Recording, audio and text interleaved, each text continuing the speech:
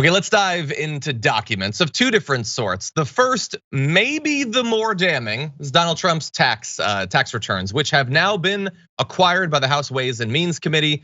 They have access to 6 years of his tax returns. They have been asking for them for like half that long, multiple years going by. Now, we do not know if the actual individual committee members have yet gotten the physical papers. We know that the Supreme Court declined to stop it. A judge ruled that it had to happen, and the Treasury has now complied. But whether it's today, tomorrow, or the next day that people like Representative Richard Neal get the actual physical documents, we don't know, and they're not saying actually. But Richard Neal did tell reporters at the Capitol just yesterday the Democrats plan to meet together as a caucus to discuss next moves, though he didn't delve further into the matter. Although timing is very much going to be of the essence when it comes to this topic. And so we'll return to how much time the Dems have to have a caucus meeting and to talk about it and consider different proposals and all that. I would say, granted I'm an outsider, you guys have been trying to get the documents for like 3 years. Maybe you could have planned for what you're gonna do with them once you get them before you actually get them, when we're on the cusp of the Republicans taking over the House in like a month. In any event, reminder that Trump was the first major party presidential nominee since Richard Nixon to not publicly disclose their tax returns while running for office or while in office. Tax returns can reveal information about a taxpayer's income and how much tax they paid in a given year. Trump has already been accused of underpaying his taxes using some suspicious accounting, some forms of that suspicious accounting he's also separately under investigation for. Also, to be fair, Donald Trump has said that he could not release his taxes because he was being audited, I guess permanently for years and years and years. But oh wait, now the taxes are out, they're gonna be able to see if he was actually being audited. And if it turns out that he was lying, boom, we got him. Republicans are gonna flee en masse because he was lying.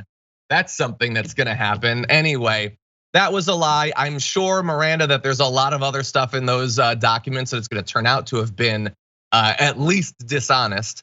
But what are your expectations in terms of when or if anything will come from the fact that they finally got what they've been working to get? Yeah, so like you said, it took them how long just to get their hands on the documents? And it doesn't really seem like they had a quick fix plan in place, for what they were gonna do with the documents once they had them.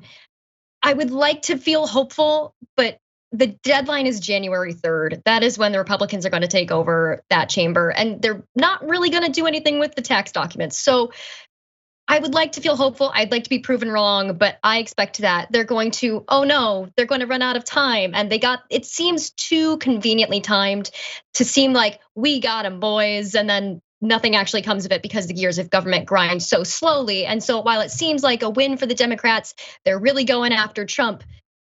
They only have a little over a month to do something about it. And with their track record, I don't really see anything happening in that amount of time, unfortunately.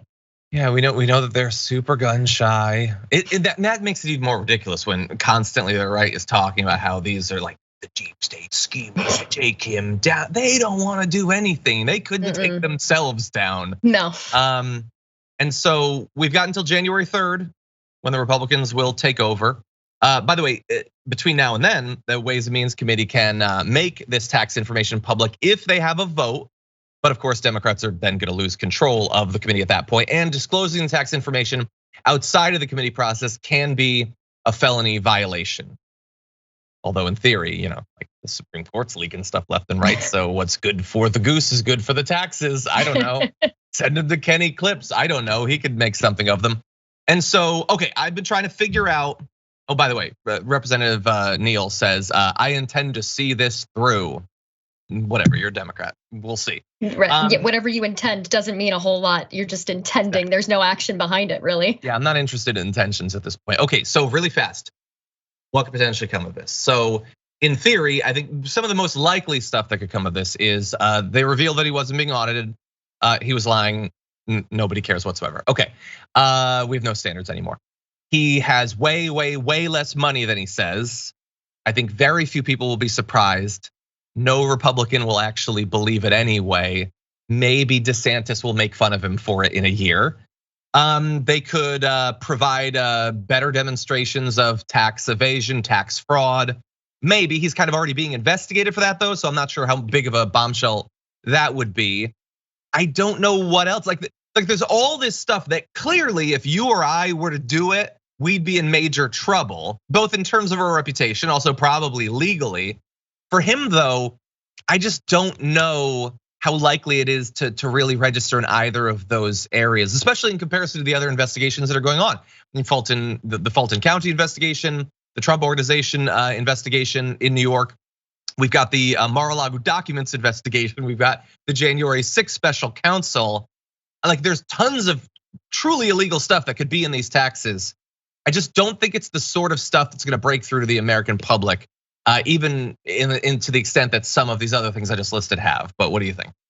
Yeah, absolutely. I think that no matter what happens, none of it's going to be a bombshell kind of moment. I think anything that comes of these documents are going to be old hat, right? No one's going to be surprised. No one's going to be shocked. And if anything, we find illegal things that he's done. His base has proven time and time again, they love when he does illegal things. They're like, yeah, he avoided taxes. Yeah, that's my Trump. They don't care if he does illegal things. In fact, they're incensed by it. The more illegal things he does, the more they love him. And so I don't think many repercussions are going to come from it. And I don't think that it's going to really cause his voter base to sway away from him. If anything, it always empowers them to love him even more.